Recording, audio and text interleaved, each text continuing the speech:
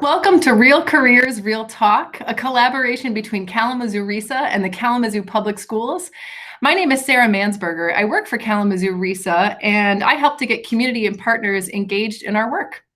Our goal for the Real Careers, Real Talk series is to showcase a wide variety of career opportunities right here in our community, including some that might be new to you or to your family, and to help you start to think about the relevance of your talents and the skills that you have right now, and how those skills and talents and some of your interests align to thinking about your future.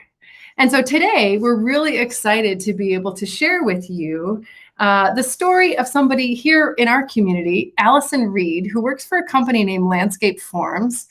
Allison works as a welder there. And so we're going to ask her a little bit about her journey and how she came to Landscape Forms and what it's like to be a welder. So welcome, Allison. It's great to have you here today. Oh, yeah. Thank you.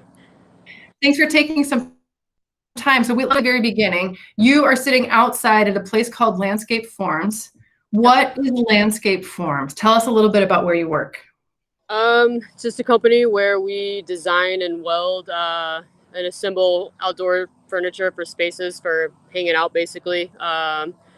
Predominantly like schools, possibly even like hospital work, a lot of parks. Yeah. Do you want me to show some of the stuff? Yeah, I'd love to see it. Let's see it. Let's see. These are some of the tables and chairs that we build. This, I don't know if you can see that really well. That's like that's a stool that I personally built some before. So, That's awesome. yeah, just general stuff like that. That's great. And so you're sitting outside under a structure that your company has actually helped to make, and you just showed us a stool that you physically made yourself. You are a welder.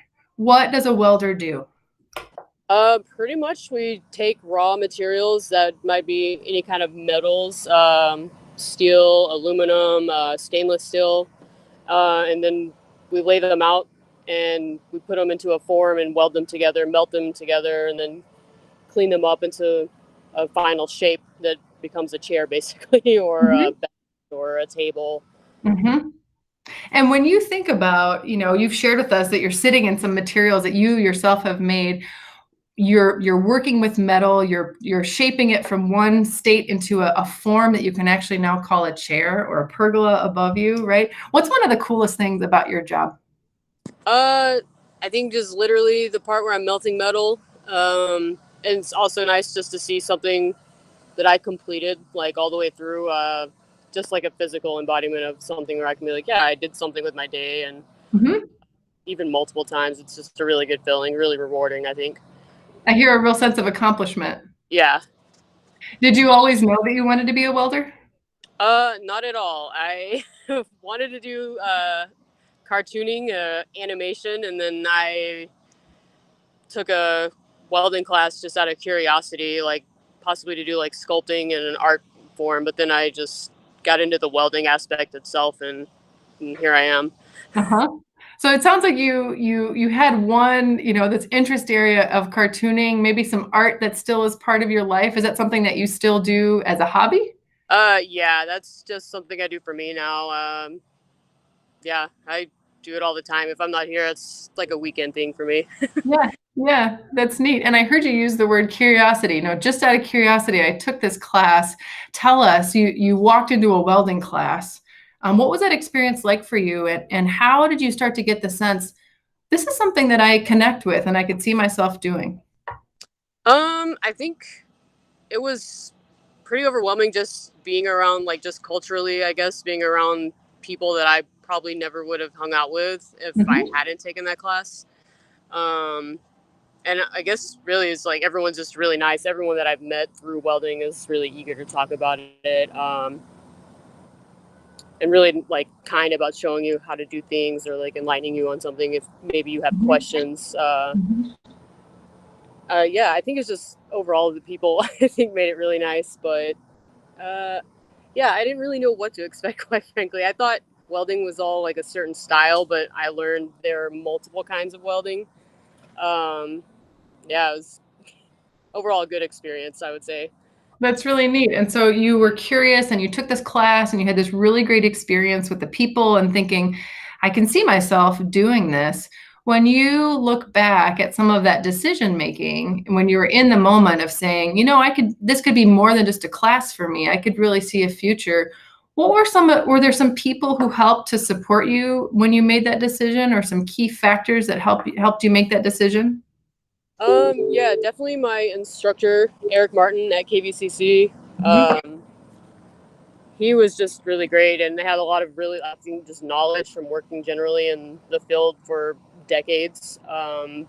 But he had said something to me about how welding is like something that's used in multiple, like, I think he said like 99% of like everything that we export out of the country, like some form of welding has touched that product. And a lot of people at the time were, I guess, at retiring age for the career. So it was just like a reassuring thing to hear. You're like, oh, well, this is something I can not only do like just even out of interest, but could actually make a career out of, because it sounds like that's just a broadening field at this point in time. Mm-hmm. And in my experience, having welded for a while, it's still like that, like where it's just there are a lot of careers out there, and a lot of different things you can do with it. So I think Yeah, that's something I like. that's really neat that you have been able to think about both your interests and where there's some opportunity. And it sounds like you had a really important teacher, and we've all had those incredible teachers who give us that nugget of wisdom or that nudge in a direction, who helped you really think about, hey, this is an opportunity that I both enjoy and there's a future in. What a neat moment for you as you made some of those decisions. Yeah.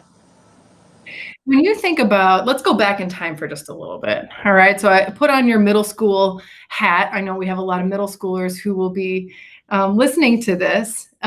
When you were in middle school, and just imagining where you were, what did you think you were going to do when you were older? Did you have a sense of that? I always thought I would do something with cartoons or drawing, anything in that vein. Like I even looked at art schools when I was in high school. Yeah, I had no idea what welding was. That wasn't even on my radar. So Mm-hmm. like a Mm-hmm. 180, I would say. But yeah, And you've gotten into this field, and you talked a little bit about, kind of taking that class, and here you are today. But we know there's a lot that's happened in between that class and our conversation here today. Talk to us, what has been one of the biggest challenges that you've faced along the way in building your career as a welder? um, I would say just actually getting out and like I guess pursuing the idea of even doing welding. Like for me, it was just something that I kind of like had heard about. I didn't really know anything about. And I think like I kind of knew of its existence when I was in high school, but I always thought that that was just like something for like farming, basically. Like I just had no knowledge of it. But then when I got older, I was like, oh, you can use it for anything really. You can build whatever you want. And that appealed to me too, especially in the art sense. But then, yeah, I guess I didn't start learning to weld until I was in like my early 20s. So Mhm. it took me a while to get there. Mhm. But yeah, I guess really was just actually taking the step to like go out and learn about it and Mhm. like be curious enough to be like, all right, I'm going to actually do this instead of just thinking about it. Yeah, so I think the actual learning process itself was probably the most difficult part. Yeah, um, and I yeah, imagine it's probably ongoing, right? That you're yeah, continuing to learn as you go. And oh yeah, it sounds like you've got some tools here today that you want to be able to show us. We'd love yeah. to see 'em. So these are Um, tools that Allison actually uses in her daily work. Let's take a look. yeah. Sorry about the condition of these. So anyway, these are welpers. Um, we use these for generally anything with the welders, for clipping wires, cleaning the welder parts themselves as we're using them because they get pretty dirty throughout the day. Uh, Really good just a hand tool in general for tightening and loosening stuff and Mhm. just cleaning things. Uh, every welder has a set of those. So uh, then this is a dynaphile. It's a cleaning, grinding tool. Gets plugged into a compressed air system that we use. It powers Can it. you show that on camera just one more time? I want to see that thing. Oh yeah, sorry. Try to pan back a little. Yeah. Um, pretty big. It's bright orange or yellow, I guess. Yeah, we use this for cleaning welds, cleaning up spatter, just try to make the part look a little bit smoother Mhm. after it gets So welded. 'Cause it's, when you say cleaning welds, what does that mean? well, when you weld, it kind of like shoots spatter. It's like Mhm. basically tiny molten little balls, and they'll stick to the material. So when I say cleaning, it means like grinding it, like smoothing it out and getting rid of it, so it looks like that was never there before it Mhm. gets painted. That way, it's a nice smooth product. Mhm. And then we also use grinders for a lot of that. Is like for heavier stuff, or if we want to get rid of the weld altogether and make it look like it was never welded, that's a tool we would use for that. Mhm.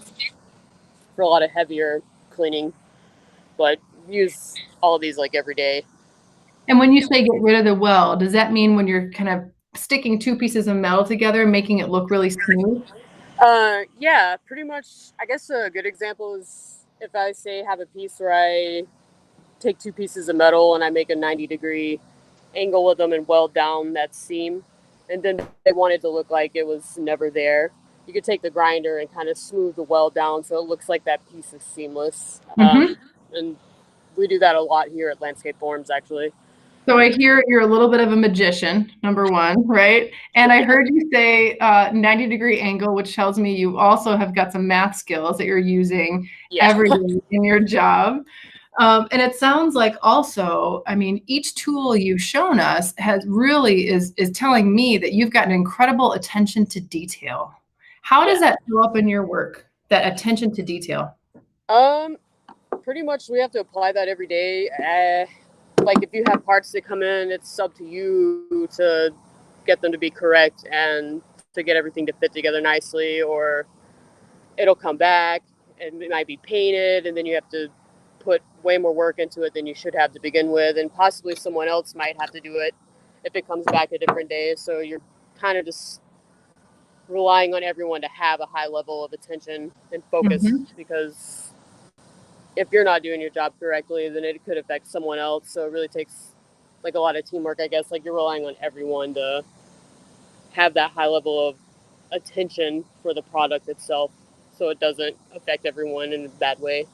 Yeah, it's interesting to make that connection between you paying attention to detail and everyone else does, and so that becomes what the team does together. I also hear just a high level of responsibility. You know, you talked about having to take care of your tools and do your part, and that dependability too, that people are depending on you to, you know, do your job at your A game.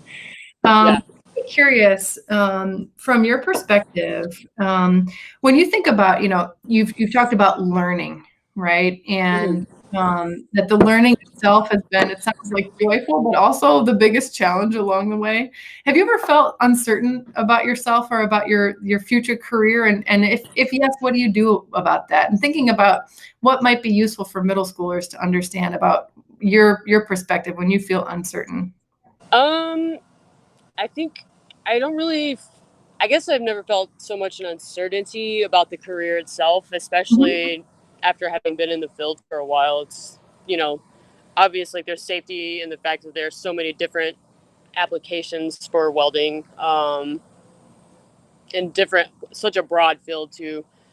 I guess if anything, I might have been uncertain, like when I was learning, like, will I be good enough? Like, can anybody do this? Am I even going to get to that point? But it's one of those things where I think I have more of a certainty about it just because I've developed the skill, and it's been surprisingly like a lot to learn, but Mhm. very easy at the same time, especially when you have great coworkers, and yeah, like almost like friends even, that just show you a lot and make it a lot easier. Yeah, I guess this feels nice. To know that I have a skill that like not everyone has, and Yeah. I can apply it in so many different ways. And And it sounds like when you think about your learning journey, you've both gone to school to learn about welding, and when you talk about your coworkers who are showing you things, who feel like friends, but you're learning from them too. It sounds like there's a lot of learning that happens on the job as well. Is that true for you?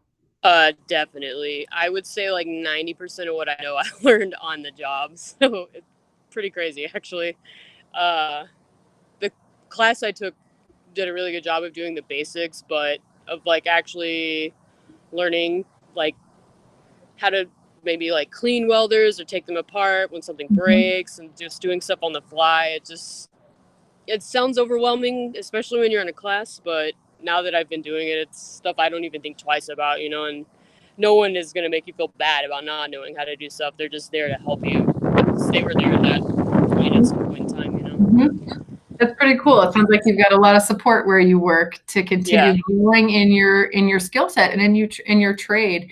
What are some of the things, again, when you think about learning, what are some of the things that you've learned about yourself as you've gone and throughout your career?